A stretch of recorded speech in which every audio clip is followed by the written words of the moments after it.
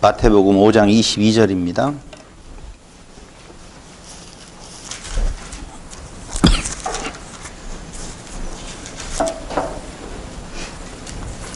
(5장 22절) 말씀. 나는 너희에게 이르노니 형제에게 노하는 자마다 심판을 받게 되고 형제를 대하여 라가라 하는 자는 공회에 잡혀가게 되고 미련한 놈이라 하는 자는 지옥불에 들어가게 되리라. 아멘. 천국과 지옥에 대한 마지막 시간입니다. 오늘은 아마 여러분들이 안 들어봤던 이론, 그러니까 어느 설교를 통해서라도 지옥에 대한, 천국에 대한 내용에서 들어보지 않았던 이야기가 나올지 모르겠습니다. 나올 겁니다, 아마. 그럴 때 충격받지 마시고 정말 알 수 없어요. 시공형의 제약 아래에 있는 인간이 시공형을 초월한 상태의 천국과 지옥에 대해서 말을 한다는 것은 한계가 분명히 있고, 오늘 또 지금 5장 22절, 29절, 30절, 10장 28절, 18장 9절, 23장 15절, 23장 33절에 또 마가복음 9장 43절, 45절, 47절, 누가복음 12장 5절, 야고보서 3장 6절이라고 하는 곳에서 나오고 있는 지옥이라고 하는 것이 지옥이 이런 곳이다라고 설명하는 것이 아니라, 오늘 또 방금 5장 22절에서 이렇게 말하죠. 미련한 놈이라 하는 자는 지옥불에 들어가게 되리라. 지옥불에 들어간다라는 말을 하는데, 그 지옥불이라고 하는 것이 어떤 곳인지에 대한 내용은 설명 없어요. 또 하나 보면은요, 29절 한번 보세요. 29절에도 만일 내 오른눈이 너로 실족하게 하거든 빼어내버리라. 내 백세 중 하나가 없어지고 온몸이 지옥에 던져지지 않는 것이 유익하며, 계속 마태복음에 나와 있는 23장 33절 저 뒤에 있는 것으로 마태복음을 한번 정리를 해보면, 23장 33절에 보면 역시 마찬가지로 뱀들아 독사의 새끼들아 너희가 어떻게 지옥의 판결을 피하겠느냐. 지옥이라는 단어가 나오지만 지옥은 이런 것이다, 불타는 지옥이라고 하는 말은 있어도 지옥에 대한 정의가 내려지는 것은 찾아보기가 어렵습니다. 마가복음 9장 43절도 한번 보실래요?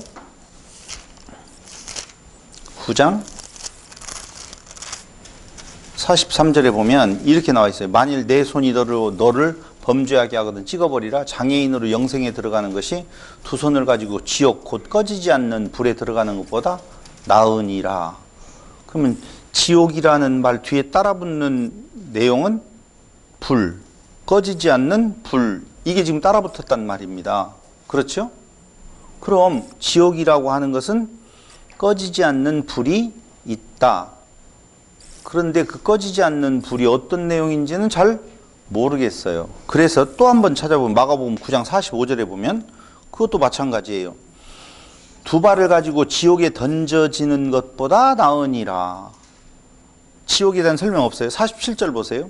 만일 내 눈이 너를 범죄하게 하거든 빼버리라. 한 눈으로 하나님의 나라에 들어가는 것이 두 눈을 가지고 지옥에 던져지는 것보다 나으니라. 누가복음 12장 5절도 한번 보실래요? 지옥에 대한 이야기가 그렇게 많지 않아요, 성경에 보면. 그런데 지금 나와 있는 그 대다수의 지옥을 말하고 있는 내용들을 보면 거기에 12장 5절도 한번 또 보세요.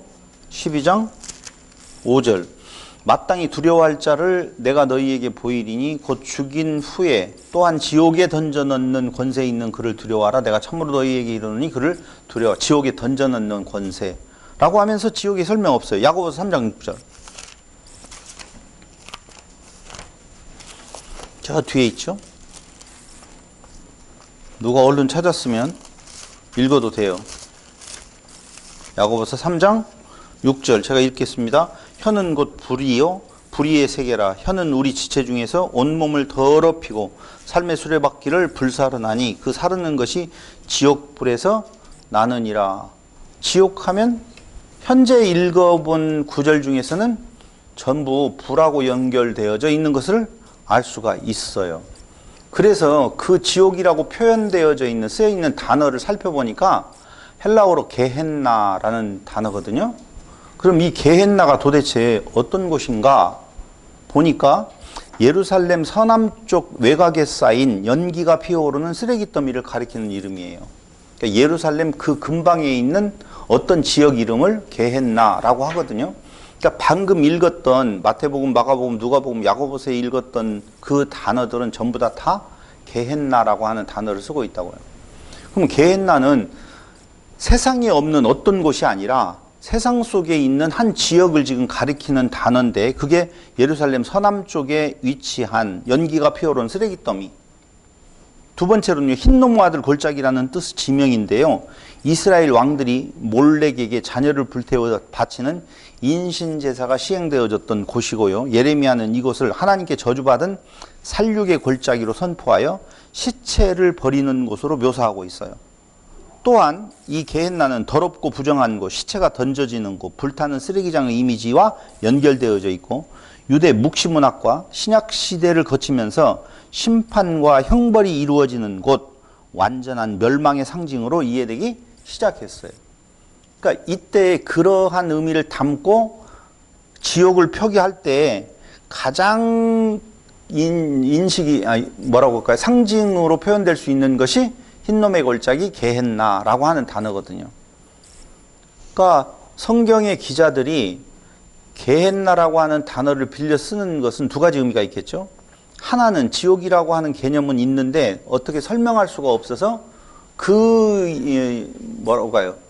모습을 그려서 게헨나라고 하는 단어를 썼을 수도 있고, 아니면은 알지 못해요. 계시를 통해서 지옥이라고 하는 개념은, 버려진다라고 하는 개념은 알고 있지만 잘 모르기 때문에 그냥 쓸 수도 있어요. 보고, 자기들이 계시를 통해서 그 지옥의 상황을 보고 게헨나를 쓴 건지, 아니면 그거 보지 않고도 지옥은 그럴 거야 라고 하는 게헨나를 쓴 건지는 잘 모르겠지만, 어쨌든 이 게헨나는 우리에게 있어서는 죽음 이후에 들어갈 불타는 지옥을 경고하는 말로 이제까지는 알고 있었어요. 근데 그렇게 보아서는 안 된다는 거예요. 왜냐하면 성경 기자들이 이 게헨나라고 하는 단어로 지옥을 표현하고 있는 것은 당시 세계 질서 속에서 예루살렘과 그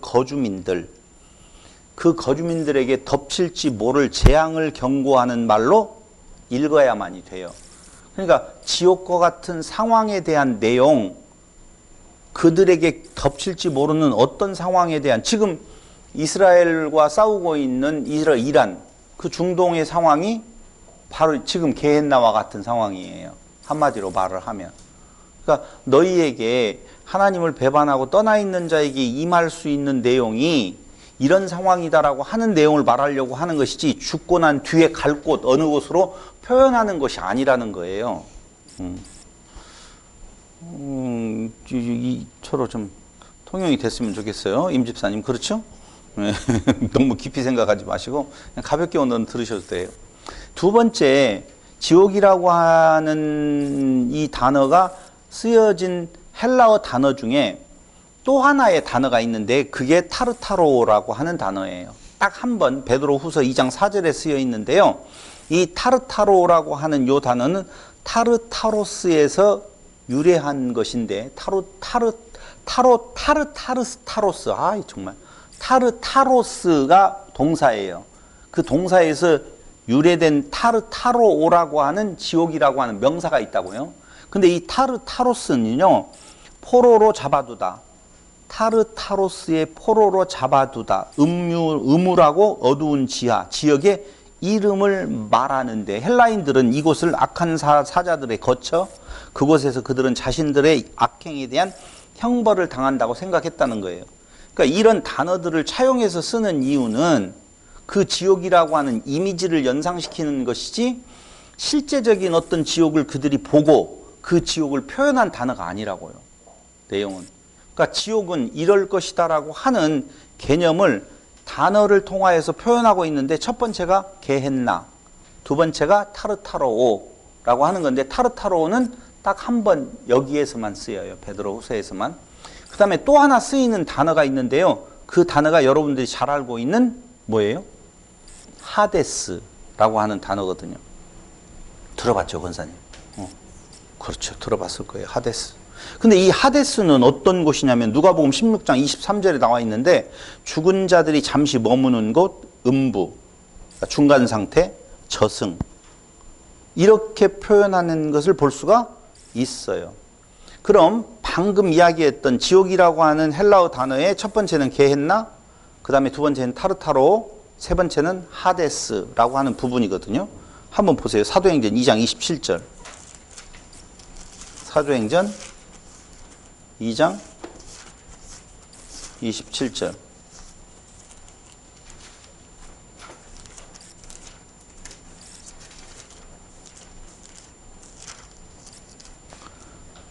제가 찾았으니까 읽어드리도록 하겠습니다. 이는 내 영혼을 음부에 버리지 아니하시며 주의 거룩한 자로 썩음을 당하지 않게 하실 것이미로다. 여기 음부로 표현된 것이 뭐라고요? 하데스라고 하는 단어. 이게 많이 쓰여져 있어요. 사도행전 2장 27절, 31절, 그 다음에 로마서 6장 9절, 고린도전서 15장 21절, 26절, 디모데후서 1장 10절, 디모데후서뿐만 아니라 골로새서 2장 12절로 15절, 골로새서 3장 1절로 4절, 누가복음에서도 나오고 있는데 중요한 건 그게 아니고 계시록에서도 20장 13절 이하에서 15절까지가 요 하데스라고 하는 부분에 대한 내용이 나와 있어요. 근데 이 하데스라고 하는 단어의 본뜻은, 헬라어 본뜻은 죽은 자들이 잠시 머무는 곳, 음부, 중간 상태, 저승이라고도 표현할 수가 있는 것이죠. 그럼 한번 지금까지 생각을 해봤어요.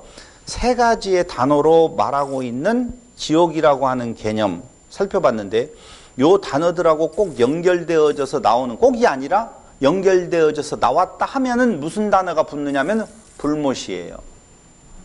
불못이 꼭. 그러니까 지옥하면 떠오르는 거 뭐가 있어요? 불타는, 유황 불타는 뭐 그거라고 생각하는 거 외에는 다른 거 별로 생각하는 적이 없어요. 왜냐하면 성경이 지금 그 표현을 계속 하고 있는데 방금 게헨나도 어디에서 생각을 했다? 흰놈의 골짜기. 거기에서부터 이미지를 따온 거란 말이죠. 그래서 이 불이라고 하는 퓨르는 헬라 종교에서 제의적인 정화수단이요. 못은 림네라고 하는 호수, 그러니까 불호수라고 하는 건데 여러 가지의 그 지옥에 대한 네 가지의 이론이 있어요. 그 네 가지의 이론이 뭐냐면요.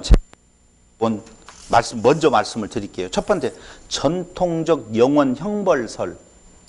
그러니까 이게 악인은 지옥에서 영원한 의식적 형벌을 받는다. 지옥이 용서 없어요. 근데 조금 전에 이야기했던 하데스라고 하는 잠시 머물러서 중간 상태에 있고 저승이라고 표현하고 있는 요 하데스라고 하는 단어의 의미를 같이 차용해서 이야기하면 어떤 거냐면요. 보편 구원설. 지옥의 심판이 있지만 결국 모든 사람이 회복되어 구원받는다 라고 하는 설이 있고, 조건적 불멸설, 멸절설, 불멸설, 멸절설이 있는데 그건 악인은 영원히 고통받는 것이 아니라 최종적으로 소멸된다. 영원히 고통받는 것이 아니라 최종적으로는 완전히 영원히 고통 속에 불못에 있는 것이 아니라 완전히 소멸이 되어진다 라고 하는 이론이 있는가 하면, 그 다음에 수정된 전통 견해가 있는데 단순한 물리적 불길보다 하나님과의 영원한 단절, 실제적 고통의 상태로 더 상징적으로 이해되어진다 라고 하는 것이죠. 어느 쪽을 받아들이기가 쉬워요? 네 번째, 지금 수정된 전통 견해를 받아들이는 경우가 굉장히 많이 있겠죠.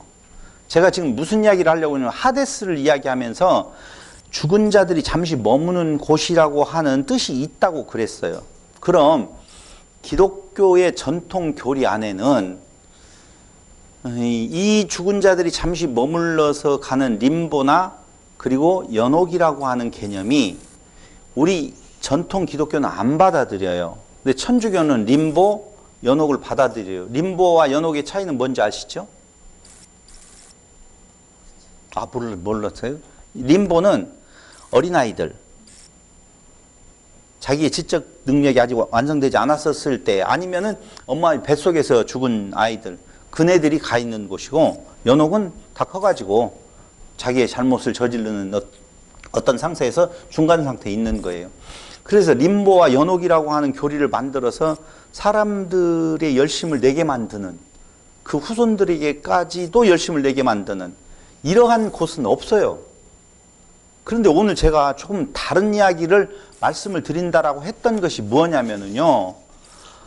이게 굉장히 어려워요, 사실은. 제가 어렵다라고 말하는 내용은 뭐냐면은 시공형의 단어를, 언어를 통하여서 영원한 세계를 설명하는 것이 그렇게 쉽지 않다는 거예요. 그래서 바울은 차라리 내가 말을 안 하겠다라고, 지금 보았지만 말을 안 하겠다라고 하는 표현을 한다 이거죠.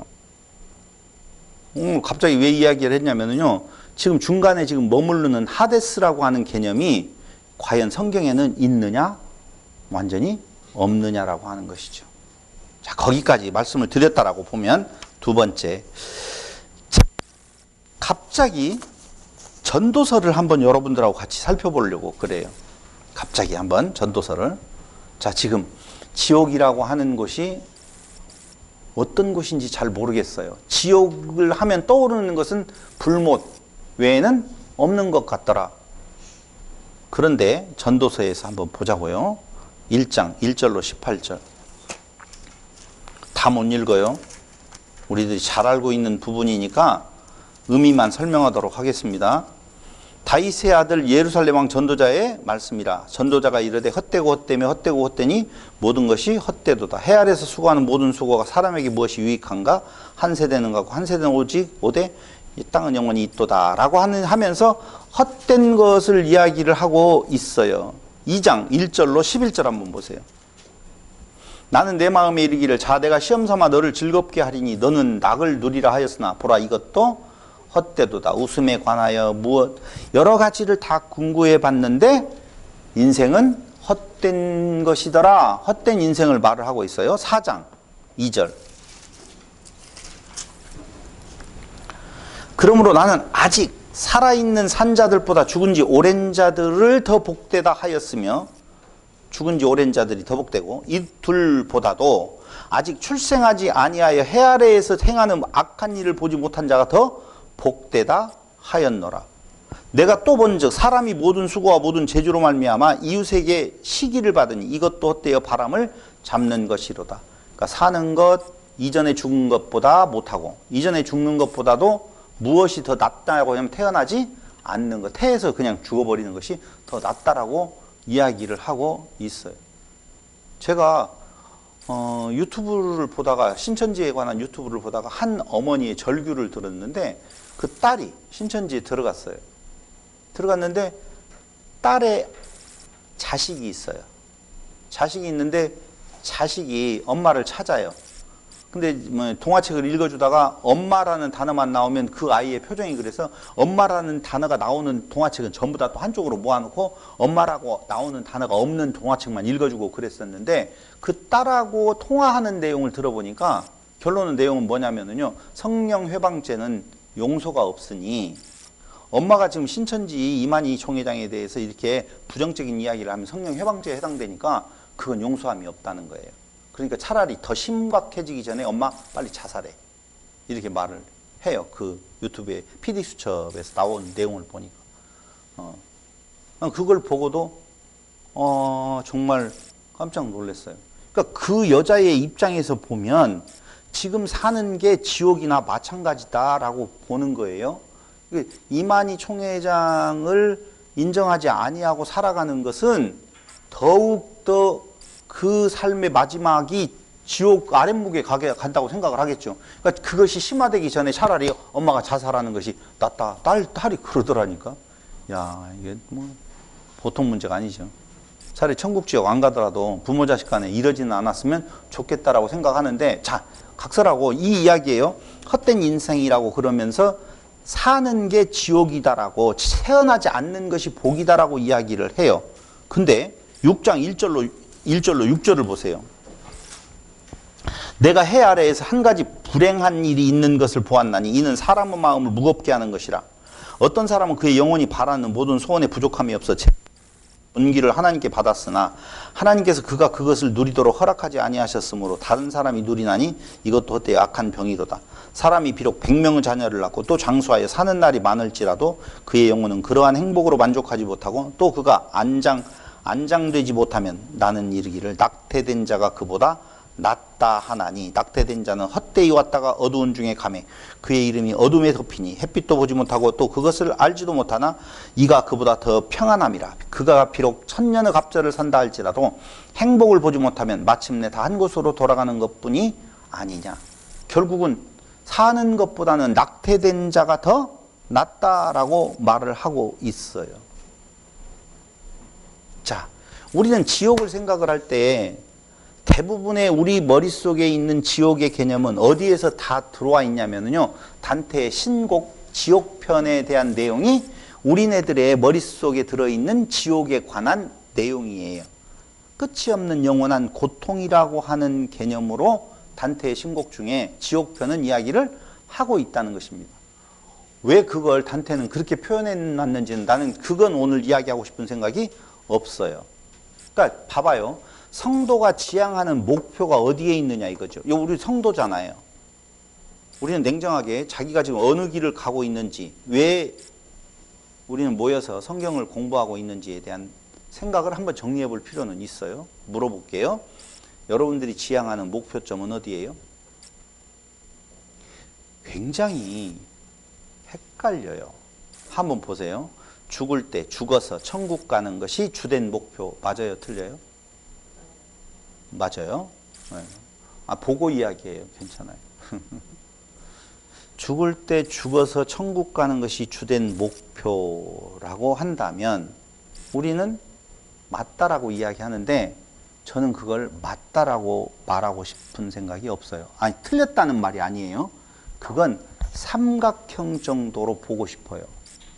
이게 뭐냐면 우리가 죽어서 어떤 상태에 놓일 것인 건가에 대한 내용이 관심거리잖아요.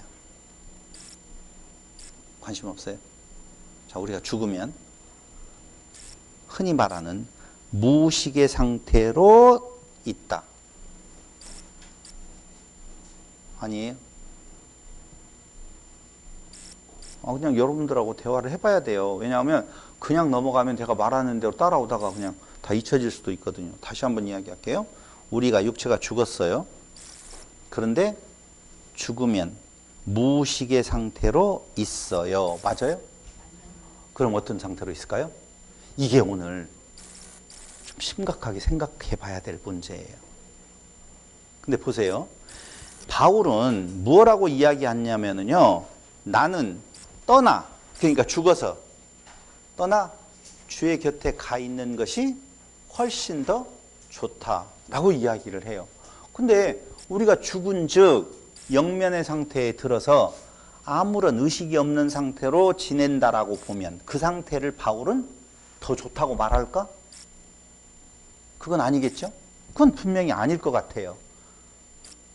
그럼 여기에 무슨 이론을 갖다 대어서 이런 이론이 하나 가능하겠죠? 죽으면 우리가 잠잘 때 잠자리에 들어가서 깨어날 때 시간이 별로 안 지났는데 바로 일어난 것처럼 많은 시간, 7시간, 8시간 좀 넘나요?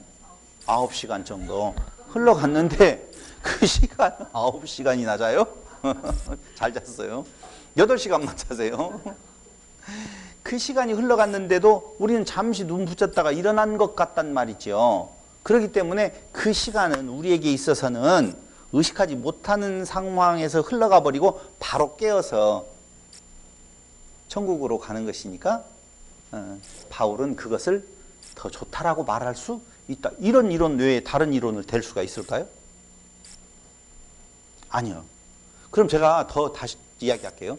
성도들의 주된 목표는 죽어서 천국 가는 것이 주된 목표가 아니라는 거예요. 그건 과정이라고 보는 거예요. 이게 이제 오늘 제가 처음으로 이야기하는 여러분들하고 같이 동의를 구할 수 있는 내용인데 그게 뭐냐면요. 우리의 주된 목표는요. 성경 봐야 돼요. 빌립보서 3장 20절로 21절.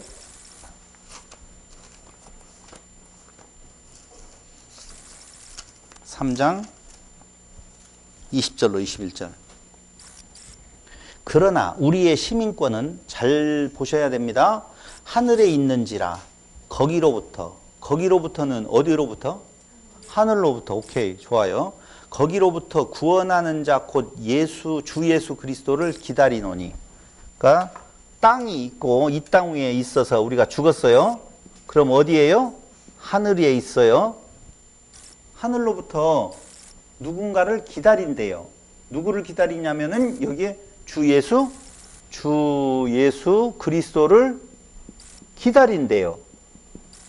그럼 여기 하늘이라고 하는 곳에서 주 예수 그리스도의 오심을 기다리는다. 그럼 우리의 최종 목적지는 땅에서 죽어서 어디로 가는 거? 하늘로 가는 것 아니라 여기에서 다시 주 예수 그리스도를 기다리는 그 상태가 있다는 것이죠. 빌립보서로 놓고 보면. 맞죠? 그렇게 되어져 있어요. 그래서 여기에 지금 뭐라고 이야기냐면 그는 주 예수 그리스도는 누구냐면요. 그는 만물을 자기에게 복종하게 하실 수 있는 자의 역사로 우리의 낮은 몸을 자기 영광의 몸의 형체와 같이 변하게 하시리라. 그럼 이걸 기다리는 이유가 뭐 때문에 그래요? 몸. 그럼 잘 보세요. 땅에서 죽어서 육체는 사라지고 혼이 하늘에 있어요.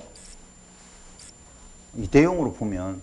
근데 그 혼으로 있는 하늘의 상태에서 다시 주 예수가 오셔서 몸을 덧입힌다는 거예요. 여기에 보면 영광스러운 몸을 덧입혀지기를 기다리고 있다는 것이죠.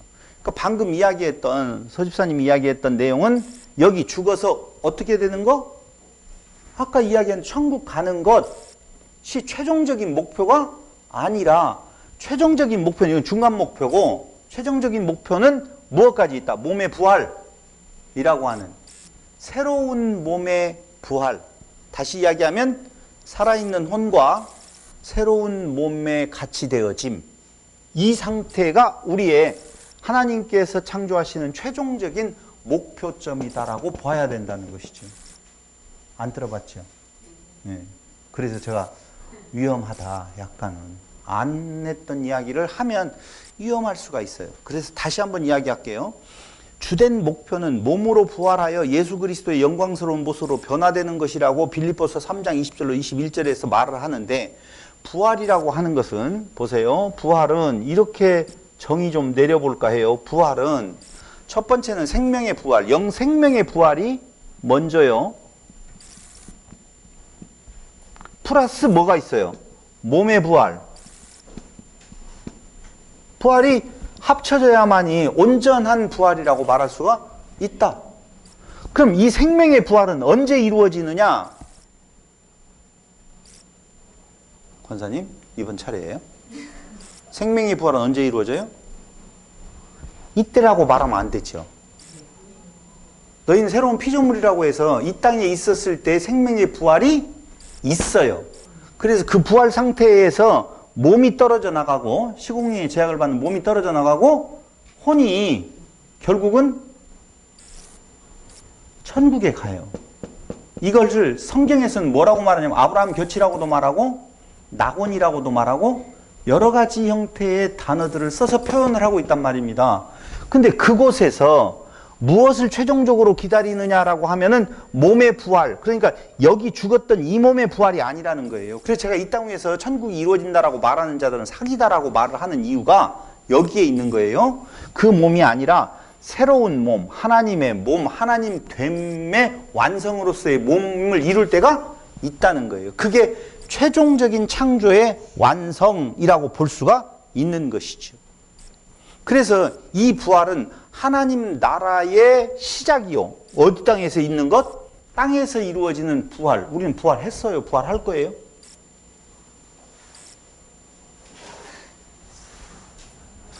부활했어요. 할 거예요. 했어요라고 하는 말은 아까 이야기한 대로 생명의 부활이라고 하는 거고 부활할 거예요라고 하는 부활의 완성이라고 하는 것은 어디에서? 하늘에서 기다리고 있는 이 상태에 대한 내용을 최종적으로 말을 한다. 이렇게 몸의 부활로 완성이 되어진다고 말할 수가 있다고요. 그러니까 시작은 여기에서 되어지고 어디에서? 땅에서 되어지고 완성은 하늘에서 그분이 오심으로 말미암아 완성이 이루어진다. 그래서 완전한 부활이 이루어지는 것은 장소적으로 말하면 여기에서 그 부활을 맞이하게 되는 것이죠. 그게 완성이라고요. 근데 다시 한번 말씀을 드려볼게요. 영광스러운 몸으로 변화되는 것이라고 이야기를 하는데 살아서 부활이라고 하는 내용이 골로새서 1장 12절 한번 보세요. 골로새서 1장 12절로 14절.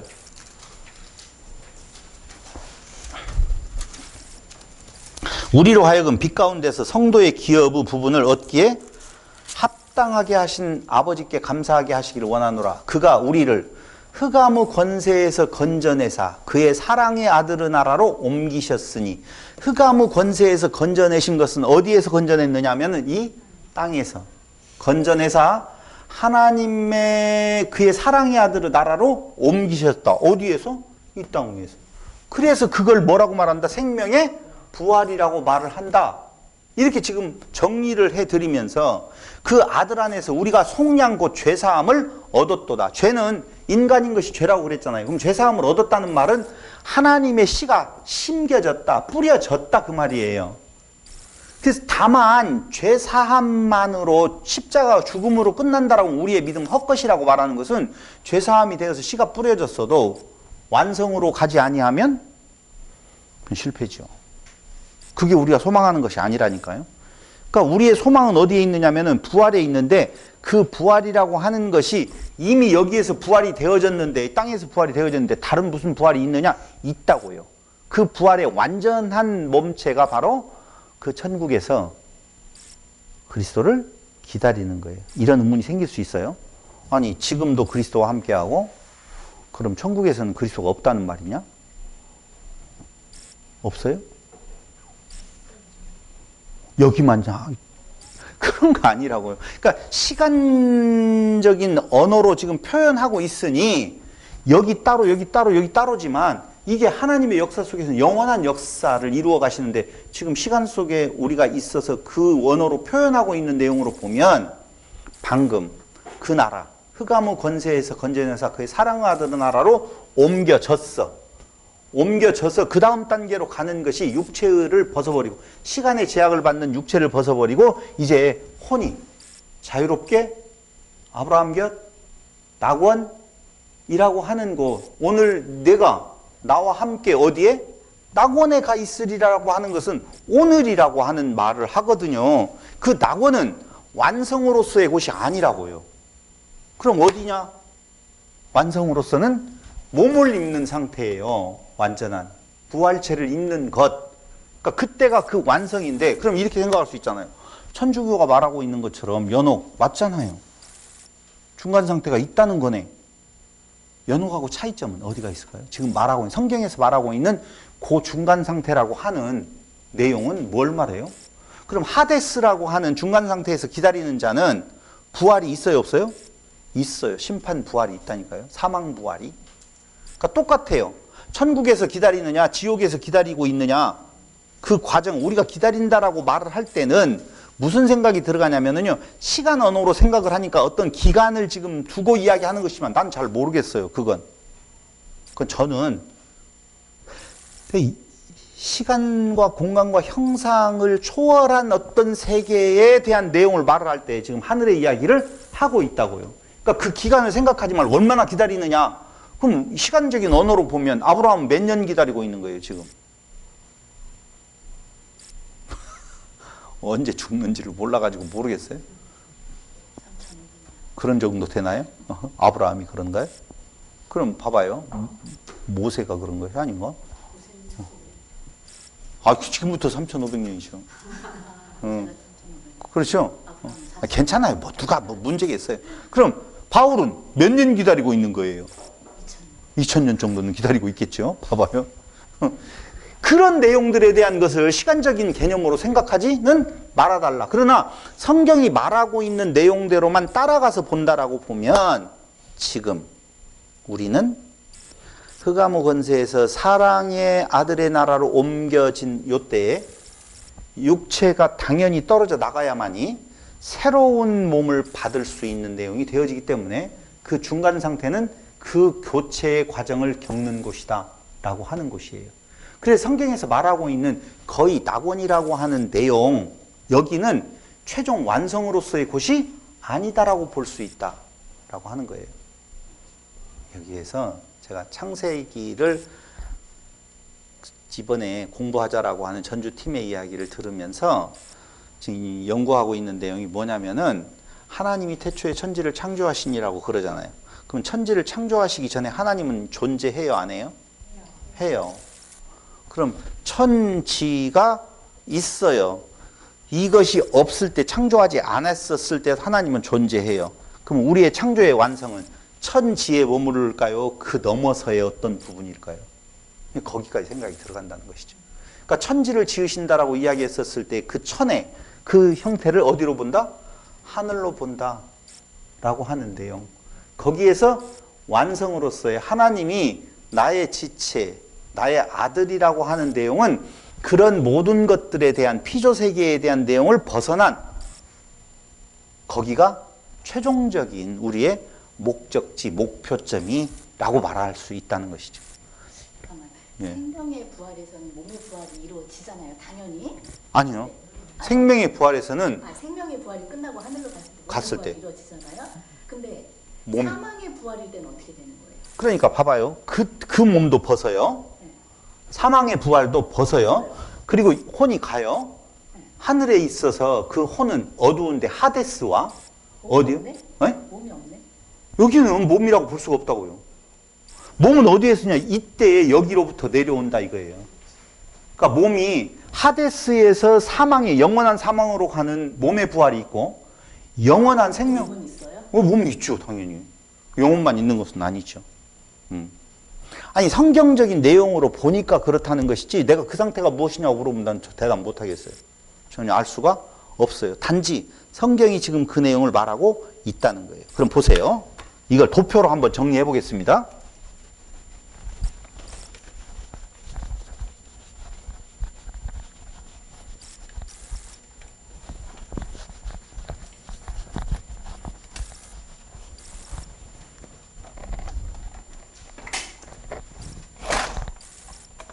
도표로 한번 정리해 보겠습니다.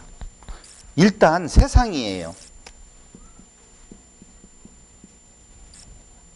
세상에서 육체가 죽게 되어지면 여기 육체의 죽음이에요. 사망. 이 이루어지면 우리가 흔히 말하는 영면에 든다고 그러잖아요. 잠잔다. 성경에서 계속 말하고 있는 내용이 잠듦이라고 하는 건데요. 고린도전서 3장 39절 한번 보세요.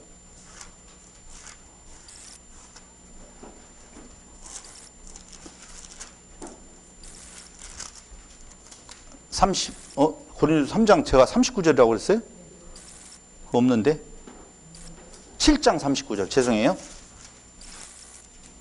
39절 아내는 그 남편이 살아있는 동안에 매여 있다가 남편이 죽으면 이 죽으면이라고 하는 단어가 뭐라고 되어 있냐면은 잠들면이라는 단어예요. 됐죠? 잠든다라고 표현하고 있죠. 또 하나 보면은요. 11장 30절 고린도전서 계속 잠든다라고 나와요. 죽음을. 그러므로 너희 중에 약한 자와 병든 자가 많고 잠자는 자도 적지 아니하니 죽은 자들을 말하는 거예요. 또 한 절 잡아 15장 6절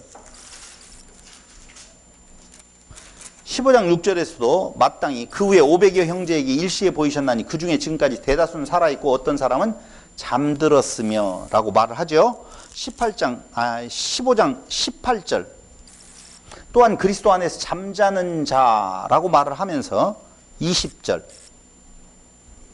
20절도 그러나 이제 그리스도께서 죽은 자 가운데 다시 살아나서 잠자는 자들의 첫 열매가 되셨도다. 잠잔다라고 이야기를 하고 있고 마지막 51절 보라 내가 너희에게 비밀을 말하노니 우리가 다 잠잘 것이 아니요 마지막 나팔에 순식간에 홀연히 다 변화되리니. 데살로니가전서 4장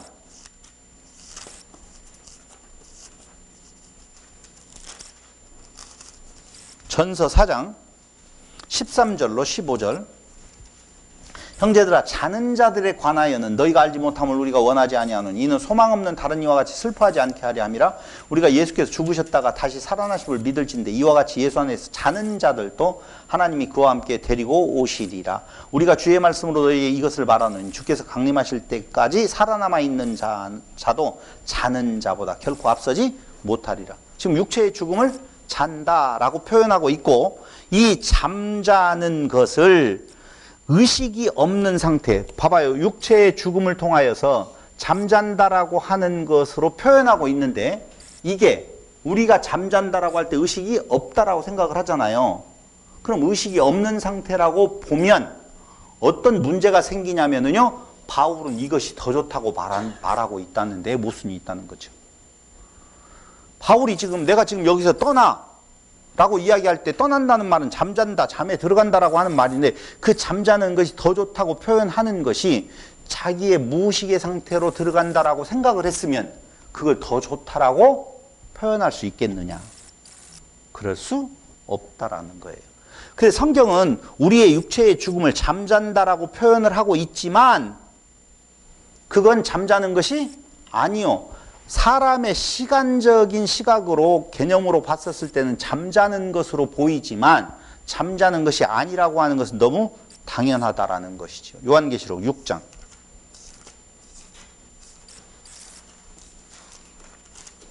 9절로 11절. 다섯째 인을 떼실 때 내가 보니 하나님의 말씀과 그들이 가진 증거로 말미암아 죽임을 당한 영혼들이 제단 아래에 있어 큰 소리로 불러 이르되 거룩하고 참되신 대주예요. 땅에 거하는 자들을 심판해 우리 피를 갚아주지 아니하시기를 어느 때까지 하시나이까. 봐봐요. 이미 죽음을 당한 자들이 무덤에서 잠자면서 뭔가를 외치고 있어요. 무의식이에요? 의식이에요? 의식이라고 볼 수가 있잖아요. 그러니까 영면한다, 잠잔다라고 이야기 표현하고 있지만 그게 우리가 생각하는 것처럼 무의식에 들어가 가지고 어떤 기간 동안을 지내고 있는 것이 아니라 뭔가 어떤 상태에 놓여 있음을 우리는 알 수가 있다는 거예요. 그걸 성경은 뭐라고 이야기를 하느냐? 오늘 예수님께서 오늘 내가 나와 같이 낙원에 있으리라, 아브라함 곁이라 이렇게 지금 표현하고 있는 상태를 성경은 우리에게 잠잔다라고 표현하고 있습니다. 여기에서 연옥이 아니라고 하는 사실을 아셔야 돼요. 그러니까 연옥은 인간의 어떤 의가 개입이 되어서 바꿀 수 있다라고 하는 것을 전제하고 있다라고 보면 그게 아니라고요. 성경이 말하고 있는 내용은. 그래서 그 중간 상태에 대한 내용을 그 중간 상태를 부정하는 것이 아니라 중간 상태를 림보나 연옥이라고 바꾸어서 인간의 행위를 조장하고 있는 그 교리가 잘못됐다라고 하는 말씀을 드리는 거고 성경은 분명히 잠든 상태에 어떤 상황이 우리에게는 있다라고 하는 것을 성경은 알려주고 있다라고 하는 거예요. 그런데 요 잠든 상태가 있어서 그 다음이 어떤 상황에 이르게 되어지느냐면 깨어 그리스도와 함께 있다라고 하는 상태. 깨어 그리스도와 도와 함께. 그럼 이 함께 되어지기까지 무엇한다는 거예요? 한마디로 말을 하면 거기 빌립보서 아까 이야기했던 빌립보서 3장 20절로 21절에 예수 그리스도를 기다림. 기다려서 그분이 오시면 깨어 그리스도와 함께 하게 되어지고 이게 하나님께서 본래 역사하셨던 하나님 창조의 완성이라고 보아야 된다는 것입니다. 그럼 존 폴킹 혼이라고 하는 사람이 미국의 신학자예요. 근데 존 폴킹 혼이 이렇게 요 내용에 대해서 말을 해주고 있는데 그걸 뭐라고 이야기했냐면요. 하드웨어와 소프트웨어를 가지고 표현을 하고 있는 것을 제가 봤어요. 그러니까 뭘 어떻게 표현했냐면요. 소프트웨어가 바뀌어요. 그 다음에 하드웨어의 바뀜이 있다는 거죠. 소프트웨어가 있고 그게 뭐예요? 아까 이야기했던 여기 아까 영면에 이 땅 위에서 거듭남, 새로운 피조물이라 라고 하는 쪽에 소프트웨어가 바뀌어졌어요. 바뀌어졌는데 그 위에 뭐가 입혀지냐? 하드웨어. 즉 몸이 입혀져서 완전한 컴퓨터가 되어진다라고 하는 건데 그 사람이 말한 내용에 저는 진짜 동의해요. 그게 뭐냐면요. 소프트웨어의 자라남이라고 하는 내용이에요. 소프트웨어가 점진적으로 진화되어진다라고 하는 것이죠. 그러니까 우리가 이 땅 위에서 육체를 가지고 부활의 첫 열매가 부활의 첫 걸음마를 떼었다라고 보면 그 소프트웨어는 계속적으로 계속적으로 더 업그레이드가 되어지는 상태. 그게 선호 아니에요? 근데 그걸 이렇게 지금 말할 수가 있어요. 우리가 지금 그 이야기 굉장히 잘하셨어요. 구원의 차이가 있느냐 없느냐를 지금 이야기를 하는 거예요. 사람에게 있어서 구원의 차이가 있느냐 없느냐. 마태복음 20장 1절로 16절 한번 보세요. 오늘 이야기 잘해 주셨어요. 다 그 대목인데. 마태복음 20장 1절로 16절.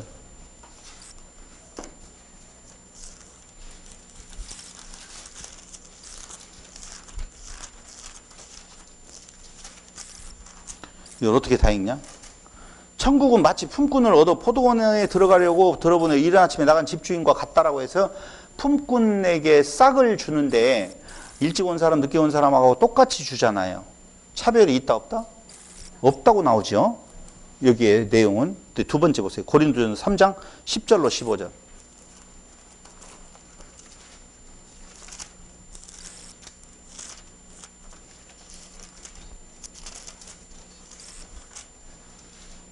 내게 주신 하나님의 은혜를 따라 내가 지혜로운 건축자와 같이 터를 닦아둠에 다른 이가 그 위에 세우나 그러나 각각 어떻게 그 위에 세울까를 조심할지니라. 이 닦아둔 것 외에 능히 다른 터를 닦아둘 자가 없으니 이 터는 곧 예수 그리스도라.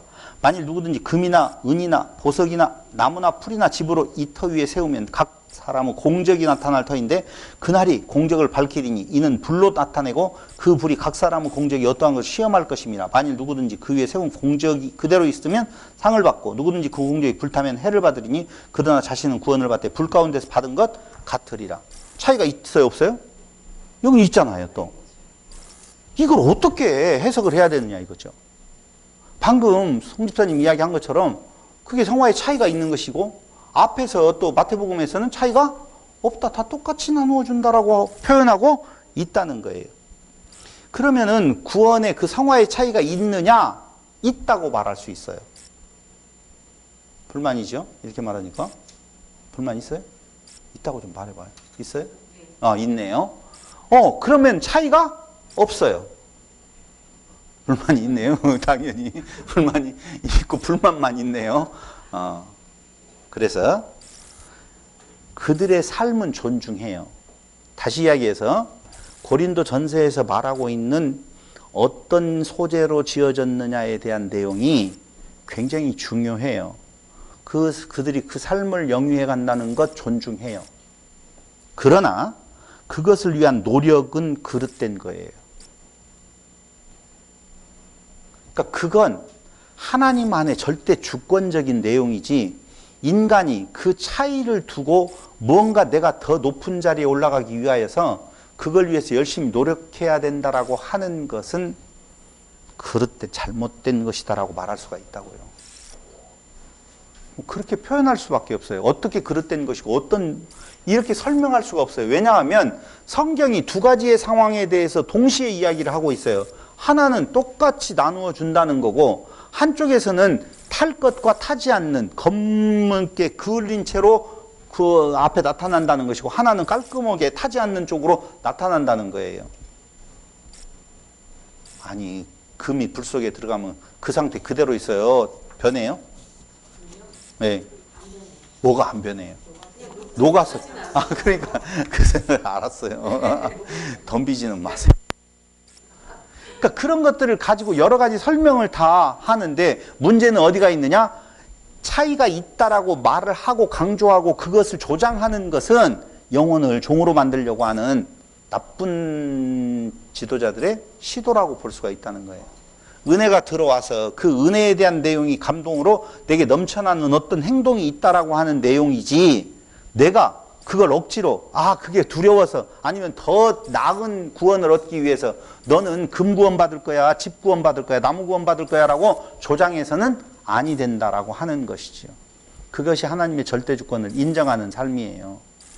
그럼 그냥 마음대로 살아도 되겠네요. 그렇게 사시든지 저렇게 사시든지. 행동은요 어디에 기초를 두고 있냐면 아시죠? 행동은 그렇죠. 가치관이죠. 지식은 생각을 바꾸게 되고 생각은 주의주장, 주의주장, 주의주장. 그 다음에 주의주장은 의지, 결단을 낳게 되어지고 의지, 결단은 행동을 낳게 되어지잖아요. 그래서 지식이 결국은 어떤 지식이 어떤 생각, 어떤 가치관 이게 가치관이라고 말할 수 있는 내용이거든요. 그러면 그 가치관에 의해 행동이 나오는 것이지 가치관을 떠나서 어떤 행동을 가능하다. 그런 건 없어요. 그러니까 내가 성경을 통해서 어떤 가치관이 형성이 되어졌느냐가 그 하나님에 대한 은혜에 대한 감격이 내게 얼마큼 있느냐가 그 다음 나타나는 행동은 차이가 있어요. 그건 차이가 있지만 차이가 없다고요. 그 행동에 대한 내용들이.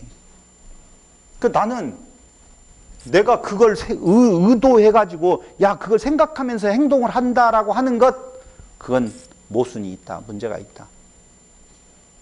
그러나 살게 하시는 대로 지금 살아가는 거예요. 이웃을 생각하면서 이웃이 보이면서 살아가든지 아니면 그때도 내 마음에 욕심이 있어서 불타는 곳에 불태워지는 모습으로 살아가든지 여기에 문제가 있지 여기에 문제가 있지 행동 자체를 이건 A라고 하는 가치관이 있는데 B라고 하는 행동을 할 수가 없다는 거예요.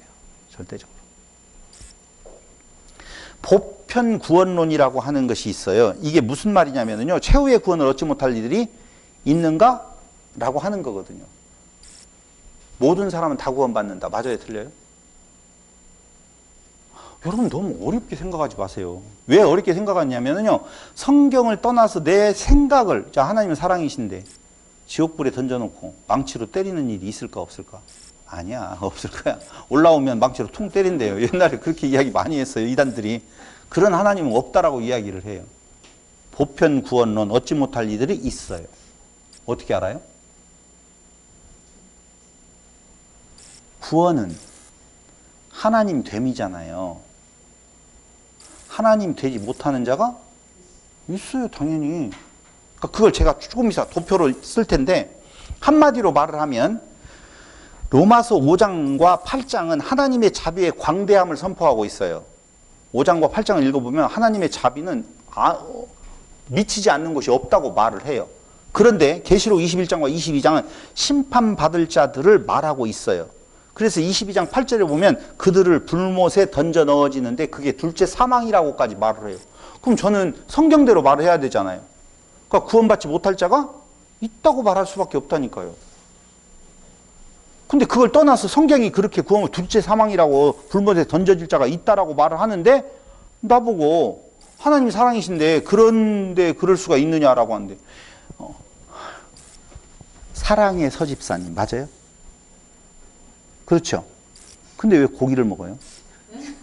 근데 왜 고기를 먹어요? 응. 짐승을 왜 죽여가지고 고기를 먹냐고요. 사랑의 서집사님이. 그러니까 우리는 사랑의 하나님이라고 이야기하면서 그 사랑이라고 하는 걸 나 좋을 대로 해석을 해버리는 거라니까요. 그러니까 안 죽일 거야. 그러면 오리가 사랑이 많으신 우리 서집사님이 어떻게 오리고기를 먹을 수가 있어요? 봐봐요. 이 말을 하니까 조금 덜 이해하지만 제가 이렇게 이야기할게요. 권사님. 사랑의 권사님이 개고기를 먹으면 돼야 안 돼요? 좀 이상하잖아. 그렇잖아요. 개하고 오리하고 뭔 차이가 있어요? 옛날에는 차이가 없었단 말이에요. 그런데 세대가 바뀌어지다 보니까 개를 먹는다는 것은 사랑이 좀 결여된 것 같이 생각을 한다고요. 개 먹는 사람은 사랑이 없고 개 안 먹는 사람은 사랑이 있는 거예요? 그런 건 아니라고요. 그러니까 우리 인간의 입장에서 짐승의 입장에서 사람을 향하여서 어찌 사랑이라고 그러면서 그럴 수가 있어요 라고 말할 때 우리는 웃잖아요. 닭이 갑자기 꼬꼬대 가면서 어떻게 사랑의 인간, 사랑 많은 인간들이 우리를 잡아먹을 수 있냐라고 덤빌 수 없어요. 마찬가지예요. 하나님 앞에서 인간은요, 인간 앞에서의 닭들보다도 훨씬 더 하찮은 존재예요. 이게 기분 나쁘면 어쩔 수가 없죠. 그런데 하나님이 그러한 하찮은 존재로 하여금 하나님 되게 하시는 자가 있고 하나님 됨에 들어오지 못하는 자가 있다라고 하는 것이 왜 이상하느냐 이거죠. 근데 우리는 내 구원에 대한 걱정을 하는 것이 아니라 이웃의 구원까지 걱정을 해요. 나는 이미 다 됐다는 거지. 훌륭하죠. 거기까지 저는 잘 모르겠어요. 근데 성경은 분명히 우리에게 뭐라고 말하느냐? 최후의 구원을 얻지 못할 이들이 있다라고 말을 하면서 그러면 누가 구원을 얻을 것인가 라고 하는 거예요. 누가 구원을 얻죠? 그건 하나님의 절대적인 주권이에요. 그러니까 그걸 누가 말할 수가 없다는 거예요. 봐봐요. 인간이 있어요. 인간이 있죠? 있습니다.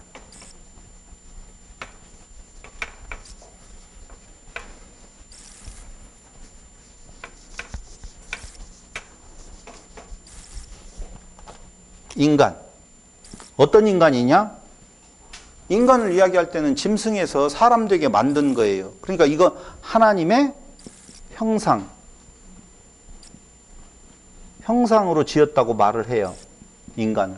그런데 그 하나님의 형상으로 지음받은 인간 중에서 어떤 이는 신됨에 나아가는 자들이 있어요. 어떤 이들은요, 아니요, 짐승으로 가는 자들이 있다고요.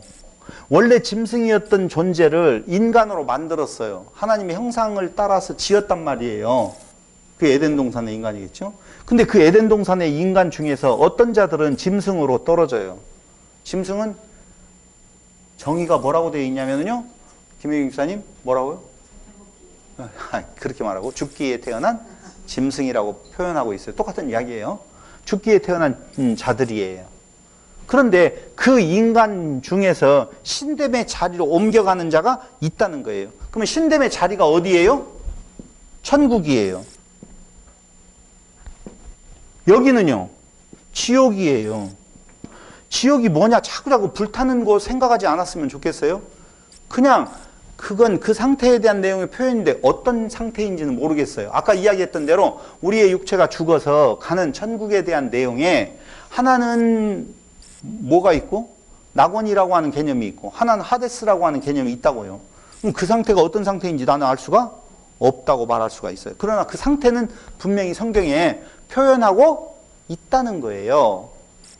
근데 우리는 신됨이 중요해요? 그때 그 살아있는 그때 그 환경이 중요해요? 신됨이 중요하잖아요. 근데 많은 사람들은 신됨보다는 내가 어떠한 상태에 지금 살고 있느냐, 그래서 나오는 내용이 보석집. 또 식주로 또 가요. 먹을 것이 막 서처히 있고. 얼마나 먹으면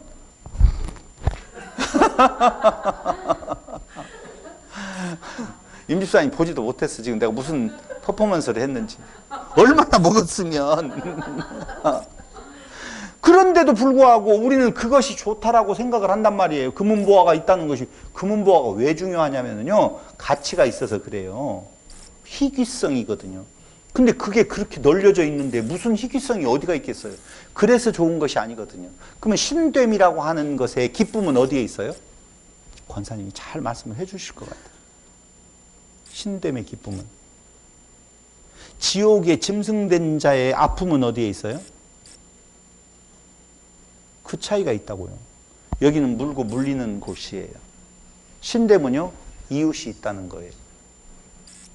그게 천국과 지옥이라고 하는 것을 표현하고 있는 성경의 내용이라고 저는 감히 말할 수가 있는 거예요. 그래서 천국을 자꾸자꾸 죽은 뒤에 가는 어떤 세상이라고, 아니요, 그게 없다라는 말이 아니라니까요. 성경은 맞아요. 죽은 뒤에 낙원이라고 하는 아브라함 곁이라고 하는 내용과 하데스라고 하는 개념이 다 나와 있어요. 그러나 시간과 공간과 형상 안에 갇혀있는 우리가 그 상태에 대한 내용을 정확하게 말할 수도 없고 성경 기자들도 말할 수가 없어요. 그래서 비유법으로 갖다가 이런 상태라고 대하는 것이 게헨나라고 하는 흰놈의 골짜기라고 하는 내용을 차용해서 가져다 논단 말이에요. 그럼 그 불타는 곳이에요? 불타는 것과 같이 고통이 있는 곳이에요? 불타는 것과 같은 어떤 고통에 대한 내용. 고통이 왜 고통이에요? 세상을 지었어요. 처음에는 사람이 짐승을 잡아 먹지 않았어요. 평화로워요. 어떻게 알 수가 있느냐면요, 회복된 세계를 성경이 뭐라고 말하냐면 독사굴에 손 넣고 장난쳐도 물지 않고 사자와 어린 양이 뛰어 노는 곳이라고 말을 하고 있다고요. 그게 회복된 세계라고 보면은 원래 에덴에서의 상태는 그 상태였었다고요. 그럼 또 이렇게 말할 수 있다? 그럼 뭐 먹고 살아요? 나 정말 어려워요. 그럼 풀 뜯어 먹으면 풀은 고통은 없어요? 어떤 과학자가 말하는데 풀도 고통이 있다고 말하던데요? 어떤 풀은요, 먹히기를 원하잖아요. 먹혀서 그 다음에 자기를 번식하는 데 쓰이잖아요. 몰랐어요? 좀 그렇다고 좀 대답 좀 해줘봐요. 그러니까 내용은 지금 짐승으로 표현했었을 때 짐승과의 갈등 속에서 하나님의 자녀의 나타남이라고 하는 것은 그러한 개념의 미움이 사라진 상태, 거기에 있고, 그 상태가 사라지지 않은 상태를 하데스의 상태, 계속적으로 미움이 넘쳐나고 있는 상태, 그게 지옥이라고요. 그러면 이 땅 위에서 우리가 지옥을 살아내느냐, 천국을 살아내느냐라고 하는 내용은 그 사랑에 대한 내용이 우리에게 있었을 때 천국을 살아내는 것은 이웃이 보인다라고 하는 이웃사랑에 대한 내용, 성경이 계속 말해주고 있는 내용은요, 그 죽어서 가는 거기 생각하지 말고 여기가 중요하다라고 해서 천국과 지옥이라고 하는 단어가 별로 많이 안 나온다니까. 성경에서 강조하고 있는 내용은요. 세상도 낙원도 그러니까 천국도 하나님의 완전한 형태의 하나됨이 창조의 완성이라고 보는 것으로 저는 빌립보서 3장 21절을 두고 있다 그 말입니다. 여기 아까 이야기했던 내려와서 완전히 그때는요 몸이 있다는 거예요. 자, 이렇게 표현하고 있어요. 죽은 분을 위한 어떤 기도를 드릴 때 그 영혼이 하나님의 나라의 영혼이 안착되기를 바란다. 말 돼야 안 돼요? 안 된다는 거죠. 분명하게 뭐가 있다? 몸이 있다는 거예요. 그게 완성으로서의 하나님의 창조의 계획이에요. 그러니까 오늘 계속 여러분들하고 저하고 이야기했던 내용은 천국과 지옥에 대한 이야기를 하면서 우리의 두려움 속에 우리가 죽으면 과연 불타는 지옥에 떨어져 있을 것인 건가 아니면 천국에 가 있을 것인 건가에 대한 내용을 여러 가지로 다들 말든 이야기를 하지만 저는 성경이 말하는 데까지 가서 다시 한번 정리해 보면 천국과 지옥이라고 하는 내용은 분명히 있다. 차이는 어디에 있는 건가? 그게 신대면으로 나아가느냐? 아니면은 짐승 상태로 남아있어서 욕망대로 자기를 위한 삶을 살 것이냐, 이웃이 보이는 삶을 살 것이냐. 그래서 이 땅 위에서 이루어지는 천국, 그건 맛보기, 시작이고 완성으로서는 천국이라고 하는 개념에 있어서의 낙원이 아니라 마지막 완전한 신이 되어져서 신대에 나아가면 모든 것들이 다 초월되어지는 거예요. 초월되어지는 상태. 그 모습을 완전한 부활체로 이 땅 위에 오신 예수님께서 우리에게 보여주셨다는 거죠. 근데 그 세계는 우리가 알 수가 없어요. 완벽하게. 그래서 별 수 없이 성경은 무엇을 말하고 있는 건가? 연구하고 또 연구를 해보아도 신됨의 씨앗이 뿌려진 자들이 이 땅 위에서 이웃이 보이는 삶을 살아내는 것, 그게 천국의 기쁨을 지금 이 땅 위에서 맛보고 살아가는 성도들의 삶에 가장 하나님이 주신 축복이라고 저는 말할 수가 있습니다. 그래서 오늘 천국과 지옥에 대한 마지막 이야기는 천국을 살아내는 성도들이 되시기를, 저와 성도들이 되시기를 바라면서 오늘 이야기 마치겠습니다. 기도드리겠습니다. 고마우신 사랑의 우리 아버지 하나님, 하나님께서 주신 은혜 우리 안에 넘칩니다. 이 넘치는 사랑이 신됨에 나아가서 이웃을 바라보고 이웃이 보이게 되어지는 아름다운 교제가 이루어지는 사랑을 나누는 귀한 공동체가 되게 하여 주시기를 예수님의 이름으로 기도드립니다. 아멘. 이제 질문 받겠습니다. 여기 내용에서는 마치고.